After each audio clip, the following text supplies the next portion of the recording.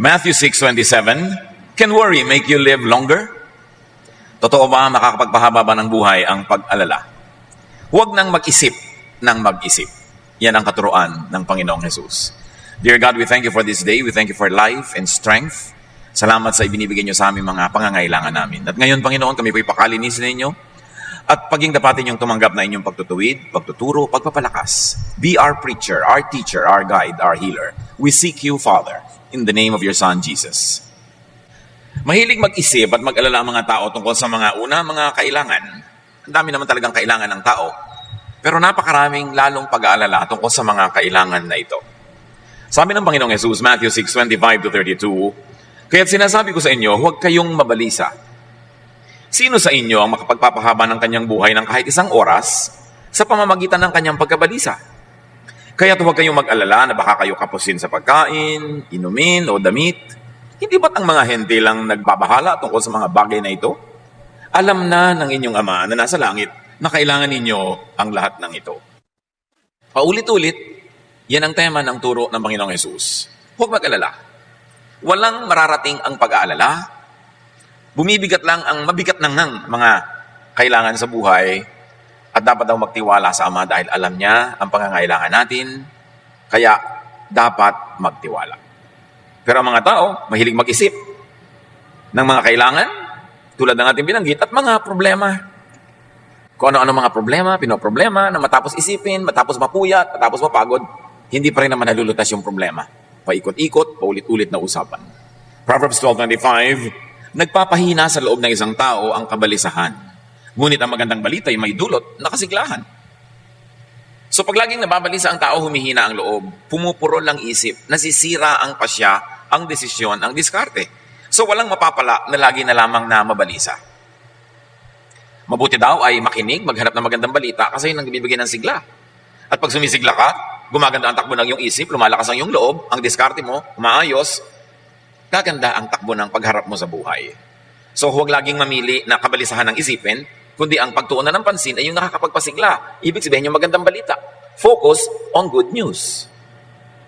Pag nag-uusap-usap kayong magkakasambahay, magkakamag-anak, magkakaibigan, magkakatrabaho, ang pag-usapan yung nakakapagpasigla, nakakapagpaganda ng pananaw sa buhay, nakakapagpatiwasay, nakakapagpatalino, kasi ang lahat ng yan ang tutulong para magkaroon ka ng magandang ideya kung paano mo harapin ang mga hamon ng buhay.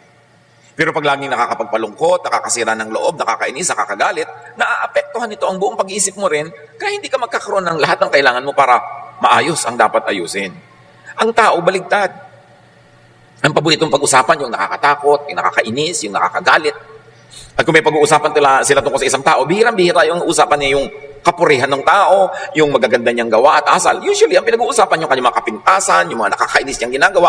Pero kung anong pinag-uusapan ninyo, yun ang umaapekto sa inyong utak. At kung anong laman ng inyong utak, ganun ang gagawin ng inyong katawan.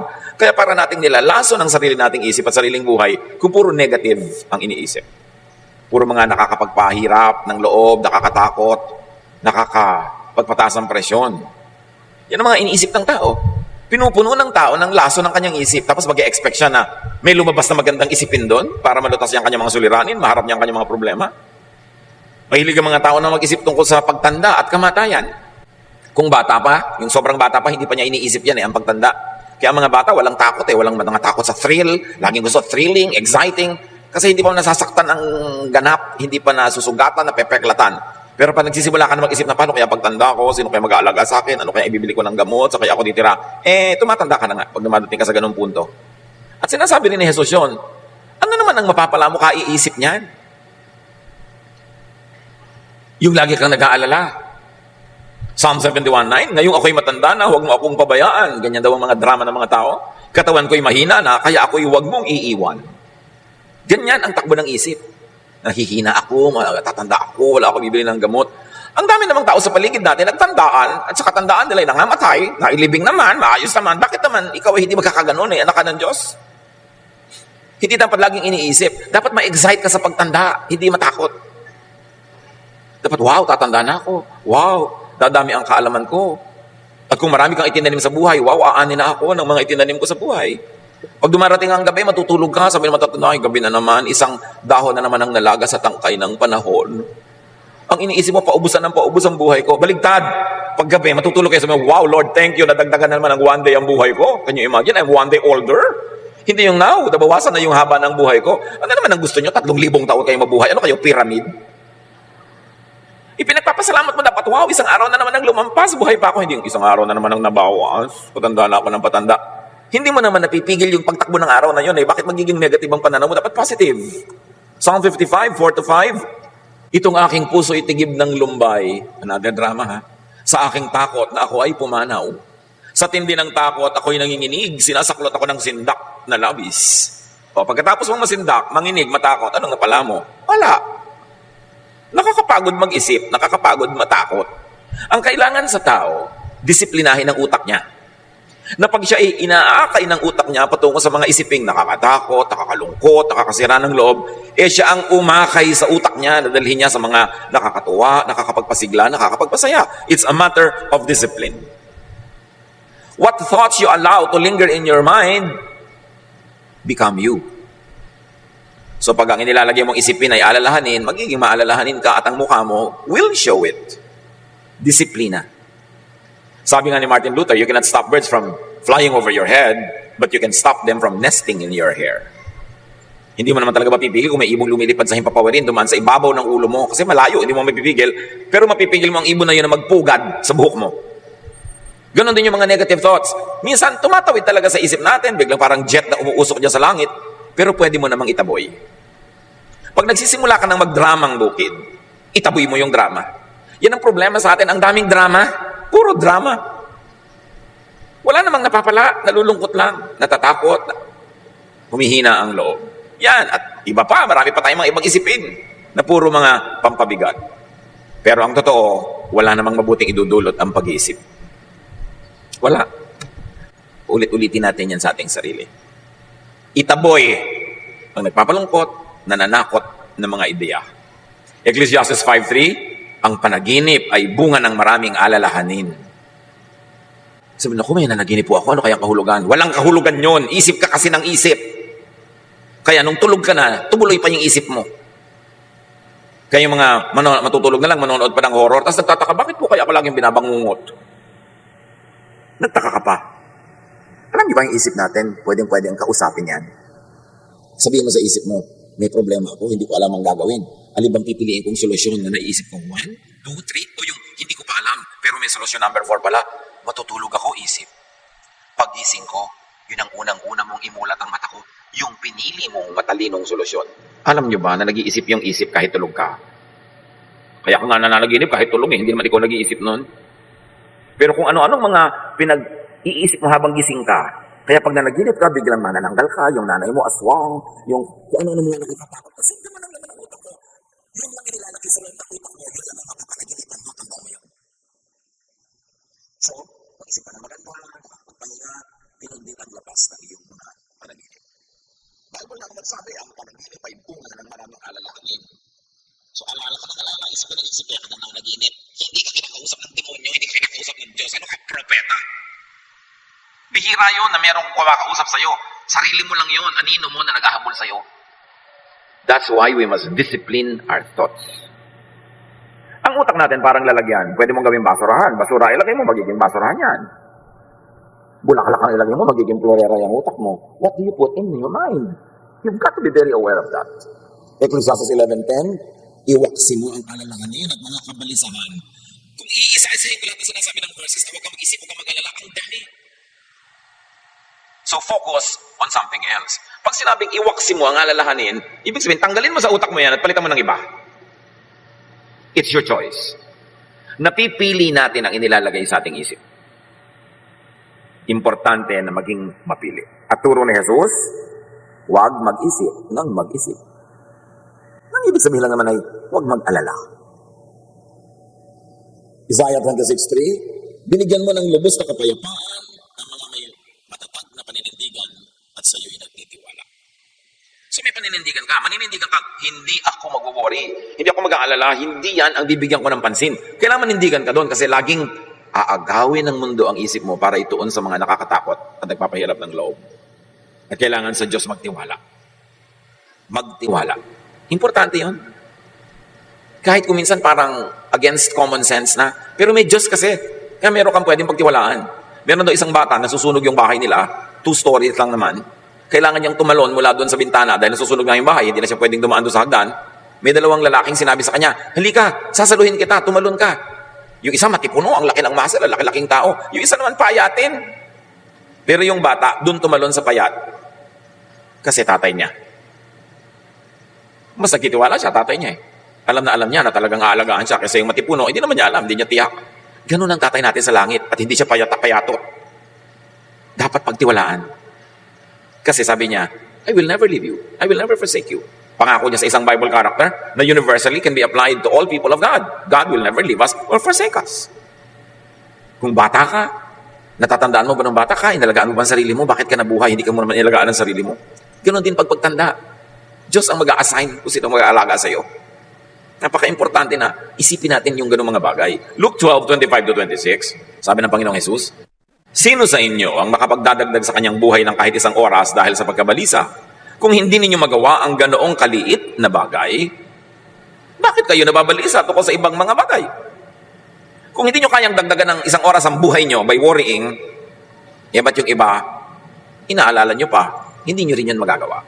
Sayang ang effort. Sayang ang pag-iisip. Ang tanong ngayon, paano iiwasan? Paano babawasan ang pag-alala? Well, unang-una, ang ibig sabihin ng ipasa Diyos yan ay magplano. Nag-aalala ka, paano kaya ako pagtanda ko? Di magplano ka habang di ka pa matanda. At ito'y para doon sa mga hindi pa matanda. Kasi kung matanda ka na, parang pagulin na ng konti. No? Pero pwede ka pa rin magplano para next week, para next year, next month. Kahit may edad ka na. Magplano. In other words, preempt, unahan ang problem o need. Iniisip mo, pagtanda ko, magkakasakit ako. Siyempre, pag nagkasakit ako, magpapatingin ako sa doktor. Baka magpapa-hospital ako. Magpapagamot. Anong gagawin ko? Di magbubili ka ng insurance na matino. Yung hindi 1, 2, 3 ha, hindi fly by night.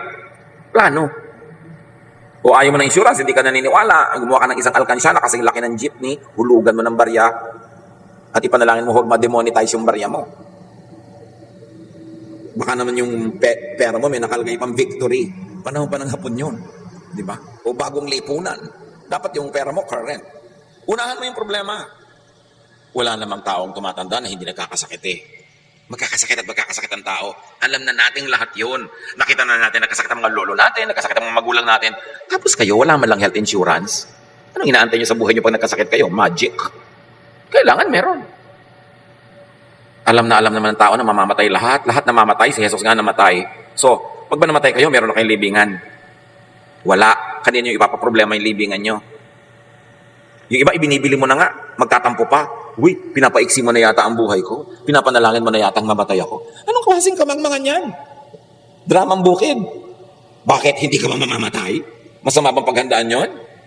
Dapat nga, paghanda mo na yung pamburol mo. Kaya lang, iba-ibang sizes. Dahil hindi mo alam kung payat ka o mataba ka sa oras ng iyong kamatayan. Para mapipili mo, isusuot mo. Hindi yung kung ano-ano isuot sa'yo ng mga kamag-anak mo, pagtingin sa'yo ng mga iba, ang bihis mo, darna. Hindi mo napili. Huwag tayong maraming dramang bukid. Kailangan handa ka. Huy, binibili mo ako ng health insurance. Bakit gusto mo ba ako magkasakit? Mga pag-iisip yan ng mangmang, kakitira ng utak. Kailangan lakihan mo yung utak mo, handa ka. O alam mo, nahihina ka, syempre. Maghanda ka na. Mangyayari yon. Kaya pag nakakakita ko ng mga young couple, nagpapagawa ng bahay, naku, ang gaganda ng hagdan, ang tatarek. Bakit? Di ba kayo tatanda? Bakit wala kayong kwarto sa baba? Tatanda kayo, mamaya gumagapang na kayo ng hagdan, nahuhulog kayo ng mga hagdan-hagdan na yan. Dapat meron na kayong space sa baba. Maliban na lang, magpapalagay kayo elevator. Ngayon, kung ayaw nyo pa sa baba matulog, lakihan nyo yung sala. Abangan nyo na ng toilet, abangan nyo na ng mga tubo-tubo for lababo. Para kung tumanda ka, di ka na makakyat, doon ka magkwarto. Parang hindi ka tatanda, wala ka man lang lugar sa baba. Yung mga ganun, hindi mo ba iniisip? Dapat paghandaan mo yan, unahan mo yung problem. Importante. Proverbs 15:22, ang isang balak na mabilis ay di papakinabangan. Ngunit ang planong pinag-aralan ay magtatagumpay. May plano ka. Alam mo, darating ang panahon, magre-retire ka. Yan naman kung nagkatrabaho ka man lang, no? Magre-retire ka, mawawala ka ng income. Paano ka na ngayon mabubuhay?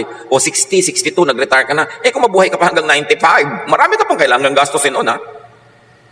So, meron ka ba man lang na investment? Meron ka bang may placement ka ba? O kaya man lang, meron ka bang binili kahit kaprasong bukid na kikita. Kung may binili ka at ipinundar kahit isa o dalawang pintong apartment, na kumikita yung renta noon, wala ka ng income, doon ka ngayon kukuha ng mga panggastos mo. Kailangan magplano. At mga kapatid, hindi sapat na ang plano mo na social security ay mga anak. Hindi. Salamat. Mabuti kung itaguyod ka na yung anak. Pero kung ang napangasawa niya ay impacta, paano? Di ba 99% ang napapangasawa ng mga anak natin, mga impacta. Sa tingin ng biyanan, ha? Paano na? Iniasa mo doon? Kung minsan nga, sarili mong anak, masama ugali. Kung mabuti ugali ng anak mo, may napangasawang masamang ugali. Kaya dapat may iba ka pa mga plano sa buhay. Yun naman kung gusto mong, hindi ka nag-aalala kung kailan matanda ka na. Huwag mong ilagay sa kamay ng iba ang iyong kapakanan. Kailangan may paghahanda. Proverbs 21:5, ang mabuting pagbabalak ay pinapakinabangan, ngunit ang dalos-dalos na paggaway walang kahihinatnan. So, over time, you build something na maaasahan mo pagdating ng panahon. Ang ibig sabihin lang naman mga kapatid, magsikap. Yung hirap ka, busy ka, nagtatanim, nagsisikap in the first 40 years of your life, magandang foundation yon at magandang pangitain na baka sa next 40 years of your life, kung pakakabain pa ng loob ng Panginoon ang iyong buhay, ay maginhawa ka naman. Pero pag inuna mo saya, inuna mo ang sarap, estudyante ka, puro ka absent, nagtatrabaho ka, puro ka lakwatsa, puro ka gastos, millennial ka, ang pera mo nasa gadget lahat, na every 2 weeks may bago, palit ka ng palit, wala kang savings, anong inaantay mo kinabukasan? Pagtanda mo ba, makakain mo yung mga model 72, 75, 93, ng kung ano-anong gadget? Ecclesiastes 9:10, ano man ang ginagawa mo, ipagbuhusan mo ng iyong buong makakaya. Naghahanap buhay ka? Maghanap buhay ka with feelings. May tindahan ka? Improvein mo para malaki ang benta. Hindi lang yung magbasara ka at magbukas ang tindahan araw-araw, walang improvement. Lagyan mo ng feelings, ng passion, para marami kang kitain, marami kang maimpok.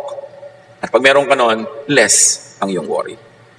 Ecclesiastes 3:22, kaya naisip kong walang pinakamabuti sa tao kundi pakinabangan ng kanyang pinagpaguran. Ito ang ating bahagi. Ito ang parte natin. Ito ang ating benepisyo sa buhay. Una, magpagod ka. Tapos, pakinabangan mo ang iyong pinagpaguran. Huwag mong pakinabangan ang pinagpaguran ng iba. Ganun, magpunter ka. Proverbs 10:4, ang kamay na tamad ay tiyak na magdarahop. Ngunit magbubunto ng yaman ang kamay na masinop. Yung pag nagkapera ka, gastos ka agad. Wala ka nang trabaho, umaasa ka lang sa magbibigay sa'yo. Pag nahipo mo yung pera, lipad ka agad, gastos. Bukas, wala na naman. Ito yung nagbibigay sa'yo, nasa gasaan ng trend. Paano na? Lalo kung trend dito sa Maynila ang nakasagasa sa'yo, hindi naman nasagasaan ka dahil sa bilis ng trend. Kundi sa bagal ng trend, 3 araw na nasa ilalim ka pa. Kaya talagang tiyak na mamamatay ka. Tapos puro pakalawang, natetano ka pa. Yun ang ikinamatay mo. Kaya sabi, kailangan huwag kang tatamad-tamad. Ang daming tao, umaasa lang sa iba. Inaasang abutan, inaasang bigyan. Ang dapat ganun lang yung sobrang bata, sobrang tanda, o sobrang may sakit. Pag hindi ka any of the three, dapat kumikita ka ng kinakain mo at sobra pa. Kasi darating ang panahon na wala kang trabaho, walang kita, may bagyo, walang panahon gumawa ng pera, dapat meron ka nakaimpok. Para mabawasan ang pag-aalala, dapat magsikap at magtanim. Kasama na niyan, mag-impok. At magtanim sa human relations, makipagmabutihan sa kapwa. Tatanda ka, magkakasakit. Minsan madudulas ka, hindi ka makabangon. Minsan nadaganan ka ng nahulog, nabubong. Kaaway mo yung kapitbahay mo. Sino ang aasahan mong tutulong sa'yo? Ang tao na nag-iisip. Alam mong pwedeng dumating ang panahon na kahit malakas ka, maaksidente ka. O may pera ka pero biglang malasin ang mga negosyo mo at mawala ang pera mo. O magkaroon ka ng mga sakit. Kung matalino kang tao, makikipagkasundo ka, hindi ka makikipagkagalit sa mga kapitbahay. Sa mga kamag-anak. Kasi doon ka aasa ng tulong sakaling hindi mo makayang tulungan ang iyong sarili. Isang malaking kamangmangan ang makipag-away sa mga kapitbahay. Sa mga kamag-anak. Kasi paano ka pag nangailangan ka ng tulong? Dapat mabait, mabuti. Kahit peke ng konti. Kesa yung totoong totoo ka, pero ang katotohanan mo, ang sungit-sungit mo, ang bangis-bangis mo, itago-tago mo ng konti yan. Magpanggap ka ng konti. Magbait-baitan ka man lang kung hindi ka tunay na mabait. Para naman, hindi gagawa ng masama ng kapitbahay, kundi makagawa ka pa ng mabuti. If we come to terms with our mortality, with our weaknesses, with our limitations, we will be wise enough to invest in human relations. Kasi kahit may pera ka sa bangko, kung na-paralyze ka bigla, hindi ka makaka-withdraw. Somebody has to do it for you. Pag na-hospital ka na, hindi ka na makakita na, puro tubo na yung leg mo, nakatali ka na halos sa kama, hindi ka makapagbilang ng pera kahit may pera ka. Somebody has to do it for you. Kailangan meron ka mga tao sa paligid mo na pinakikisamahan. Pinakikitunguhan ng mabuti. At ipasa Diyos mo na gagawin ka nila ng mabuti sa panahon na pangangailangan mo. Ecclesiastes 11:4, ang naghihintay sa pagtigil ng hangin ay di kailanman makapag-ahasik ng kanyang binhi. At ang nag-aalala sa patak ng ulan ay di makapag-aani. Sa agriculture, ang ibig sabihin lang, kung lagi kang natatakot na baka bumaha, bumagyo, humangin, umulan, hindi ka na nga magtatanim noon. At sa human relations, ganun din yon. Kung lagi kang natatakot na, baka gawan ko to ng mabuti, hindi naman ako suklian. Baka pautangin ko to, hindi magbayad. Baka bigyan ko to, hindi naman ako bigyan pag ako nangangailangan. Baka mahalin ko to, tapos hindi naman ako mahalin. Pag lagi ka nalang inisip mo, wala ka talagang gagawing mabuti. Kailangan marunong ka rin mag-isip, bawasan ang mga risk, at makipagsapalaran with calculated risks. Yun talaga yung buhay. Pero pag hindi ka nagtanim, definitely hindi ka aani. Hindi lahat ng nagtatanim umaani ng itinanim, pero kung minsan sa iba umaani, hindi niya inaasahan, doon pala manggagaling yung pagpapala. Dito ka nagtanim, doon ka umaani. Minsan din naman, may tanim talaga, hindi ka nakakaani kasi binabagyo talaga, binabaha. Pero pag nagpadala ka sa ganung takot, kahit kailan, hindi ka na magtatanim, definitely wala ka nang aanihin. Marunong ka dapat ng ganun. Proverbs 6:6-8. Ito'y para sa mga tamad, yung mga masisipag, hindi na kailangan makinig nito. Pwede muna kayo mag-text ng konti. Pero dahil maraming tamad, makinig kayo. Proverbs 6:6-8. Tingnan mo ang mga langgam. Ikaw na taong ubod ng tamad. Pamumuhay nila yung masdan mo at nang ikaw ay mamulat. Kahit sila'y walang pinunong sa kanila ay naguutos, walang tagapamahala o tagamasid na sinusunod. Ngunit, nag-iimbak ng pagkain sa tagaraw. Kailangan nila'y iniipon kung panahon ng anihan. Ganda naman talaga mga langgam, busy-busy. At sa mga agricultural places, pagka talaga anihan, nandun lahat ng langgam. Pag may nalaglag kang buto, nalaglag kang prutas, hinahakotan nila yan. Kahit 5 beses kasi laki ng katawan ng langgam yung buhat niya yon. At pagkatapos, bulungan ng bulungan. Sa may pagkain sa tayo may makukuha, bulungan ng bulungan. Hindi katulad ng maraming tao, bulungan ng bulungan. Uy, ano na latest na chismis? Sila bulungan ng bulungan, nagbibigay ng tip kung saan may makukuha ang pagkain, ano magagawa. Importante. Ang sipag nga ng langgam, maglaglag lang ng kaunting pagkain sa sahig, ando na sila. Sa sila lang galing. Nakaabang ng nakaabang. Hindi sa chismis. Nakaabang sa oportunidad. Kaya sabi, hoy mga batugan, matuto kayo sa langgam ha. Walang mga leaders yan, walang organizational chart, walang mga PERT CPM yan, walang mga seminar. Pero ang sipag.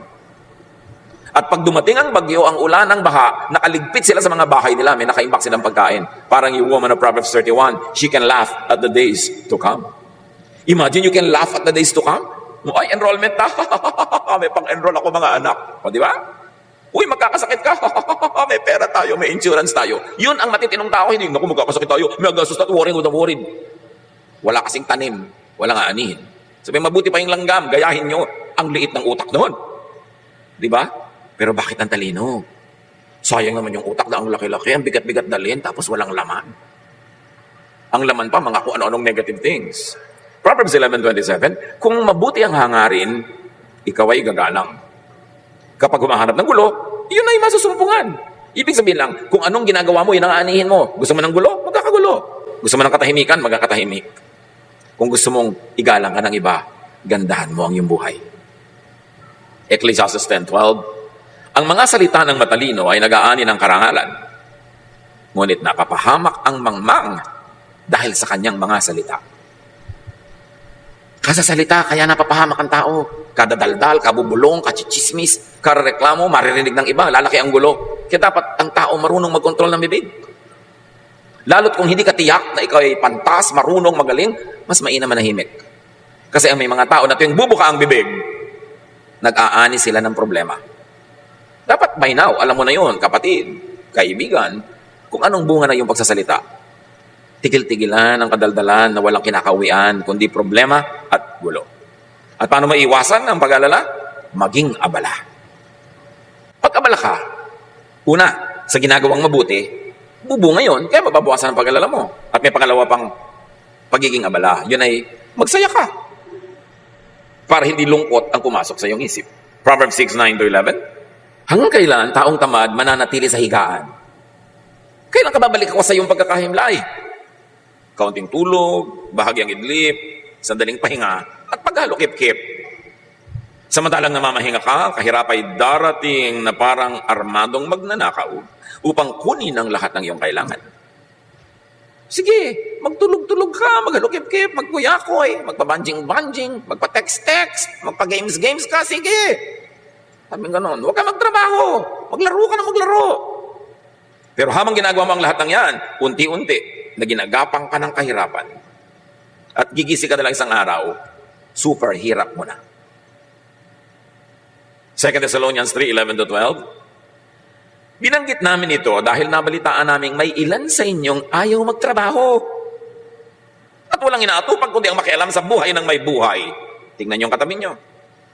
Mga nasa likod, nasa harap. Tayo ba ito?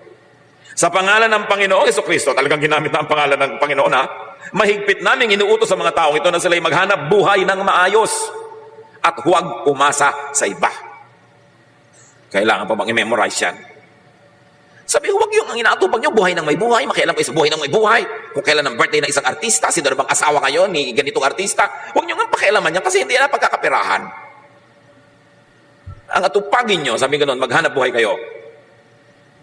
At liban nila kayo sobrang bata, sobrang tanda o may sakit, huwag kayong umasa sa iba. Aba, may nabalitaan pa ako. OFW. Namatay na ang ina.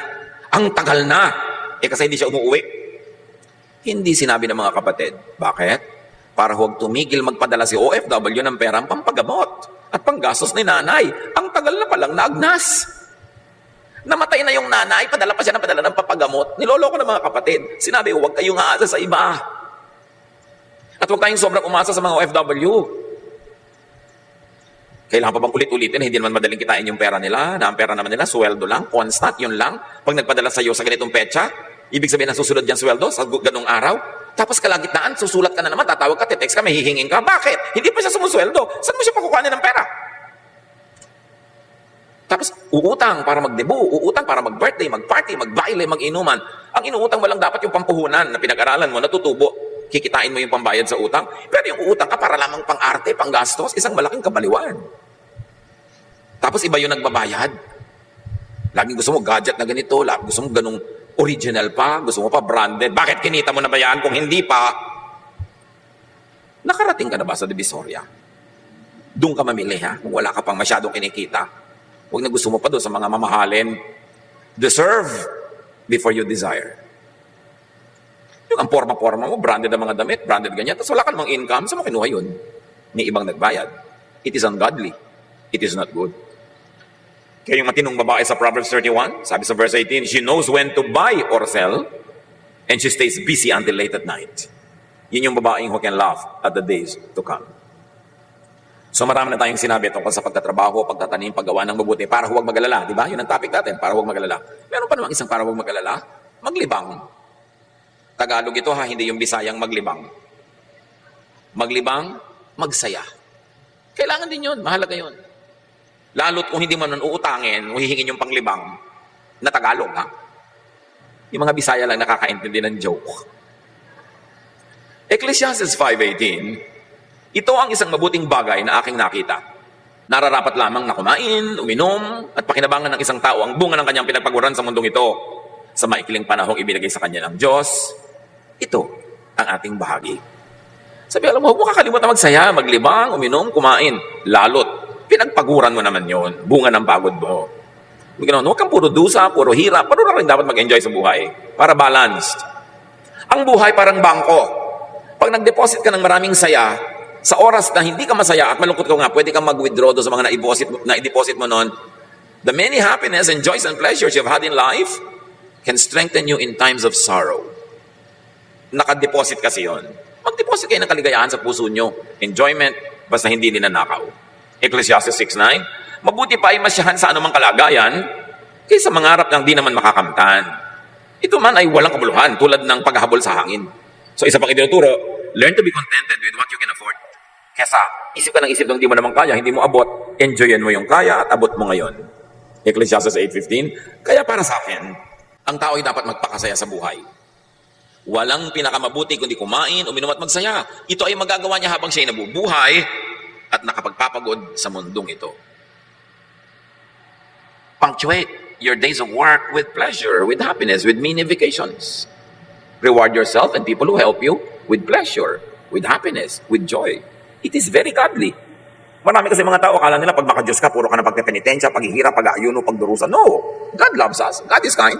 Kaya lang niya tayo pinagtatanim para tayo umani. Hindi tayo parusahan. Kaya kung nagtatanim ka na, dapat umani ka.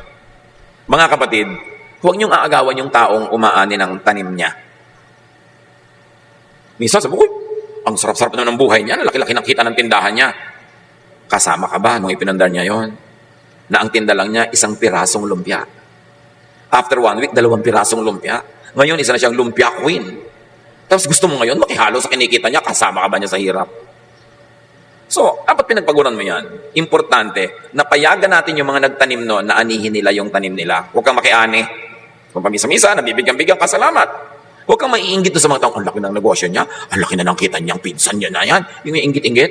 Pero pinaghirapan nila yon. Deserve nila yon. Do not covet what is not yours. Kaya halimbawa, mga anak, tanim kayo ng mga magulang nyo eh. Dapat paanihin nyo sila. Kasi tanim kayo. Mga manugang, yung napangasawa ninyo, tanim nyo ng magulang niya, ng biyanan nyo, paanihin nyo yung biyanan nyo. Yung mga magulang nyo rin, paanihin nyo rin. Lahat ng tumulong sa inyo sa inyong buhay. Kaya sino pa yon? Kaya malaki o maliit na tulong, kailangan pagkaya nyo na salang bigyan ng ani, paanihin nyo. Kasi tanim kayo eh. Yun ang kalooban ng Diyos, ang itinanim, inaani.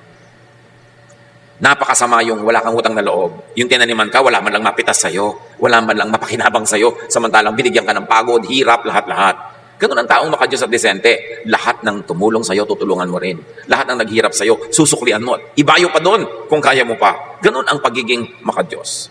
So matapos mong magtanim, mag-invest, magplano, ipasa Diyos ang lahat. Nagawa mo na yung dapat mong gawin. Halimbawa, nagtanim ka ng buto, huwag mo hukayin bukas para tingnan kung tumutubo. Diyos ang magpapatubo. Pero ikaw magdidilig, ikaw mag-aalaga. So, ipasa Diyos mo na pag nagawa mo na yung balak mo. Katulad ng maraming mga magulang, paano kaya lalaki ang anak ko, lalaki kaya ang matino? Habang bata, turuan mo ng turuan, at pagkatapos bahala na sa kanya ang Diyos. Nagtanim ka na eh. Sabi sa Bible, train up a child in the way he should go, and when he is old, he will not depart from it. So, huwag ka nang problemahin yung pagiging old niya. Nataniman mo nung young, yun ang magiging siya. 99% of the time. So, imbes mag-alala ka kung paano siya lalaki, palakihin mo ng tama ngayon. Yung first 10, 15, 20 years ng bata na nasa piling mo, taniman mo ng lahat ng mabubuti, sipag, kabaitan, pagiging makadiyos, makatao, at pagkatapos ng kawalan mo na, magbubunga na yung itinanim mo. Pero kung itinanim mo, pinabayaan mo, negative, sinindak mo, tinakot, ginawa mo, dinepress mo yung bata, may bunga din yan. At aani ka rin yan, kasi yun ang tanim. Ang itinanim, inaani. Psalm 23, 1-3. You, Lord, are my shepherd. I will never be in need. You let me rest in fields of green grass. You lead me to streams of peaceful water, and you refresh my life. So, yung Panginoon, dinadala niyo ako sa mga luntiang mga damuhan, dinadala niyo ako sa mga payapang batis, at hindi lang yun physical, very especially mentally. Let the Lord take you, your thoughts, your brain, to realms of peace, of serenity, of rest. Mental discipline yan, and let the Lord lead you. Proverbs 3, 5-6. With all your heart, you must trust the Lord and not your own judgment. Always let Him lead you, and He will clear the road for you to follow. Laging kasama ang Panginoon. Pangungunan niya, pagtuturo niya. Proverbs 31:25. The woman who is full of wisdom, she is strong and graceful, as well as cheerful about the future. She is not scared of the future. She is cheerful about the future. Why? Because she planted in time. Kung anong dapat itinanim niya. Nag-iintay lang siya lagi ng ani. At kung umaani siya ngayon, nagtatanim pa uli siya sa iba, para bukas may iba na naman siyang aanihin. Philippians 4, 6-7. Huwag kayong mabalisa tungkol sa anumang bagay. Sa halip, hingin niyo sa Diyos ang lahat ng inyong kailangan sa pamamagitan ng pananalangin may pasasalamat. At ang kapayapaan ng Diyos na hindi kayang maunawaan ng tao, ang siyang mag-iingat sa inyong puso at pag-iisip dahil sa inyong pakikipagkaisa kay Kristo. Peace of mind is a mental state. It's a mindset. It's a way of thinking. But you can have peace when you do what you can and then leave the rest up to God. Dear Lord, we thank you that you are our Father, that you love us and you care for us, and you know what's happening in our lives. Alam niyo, Panginoon, ang alalahanin, mga bagabang, tumatakot sa bawat isang anak mong narito. Hindi ito lingid sa inyo. Isinusuko namin sa inyo ang aming mga alalahanin, ang aming mga takot, at kasabay nun, isinukusuko namin sa inyo ang aming lakas, ang aming time, talent, and treasure para kami mapangunahan mo to invest, to plant, to do the right thing, and then to leave the rest up to you. May party kami, may party kayo. We are partners, oh God. Thank you that you are our partner in making our life beautiful, complete, peaceful, and fruitful. Pagbulay-bulayan natin mga kapatid na makahulugan ng lahat ng ito sa ating pang-araw-araw na buhay. Bow before the Lord, spend some time in prayer and reflection as the Lord leads you to operationalize all of these ideals in your daily life. Father, continue to teach and touch your people.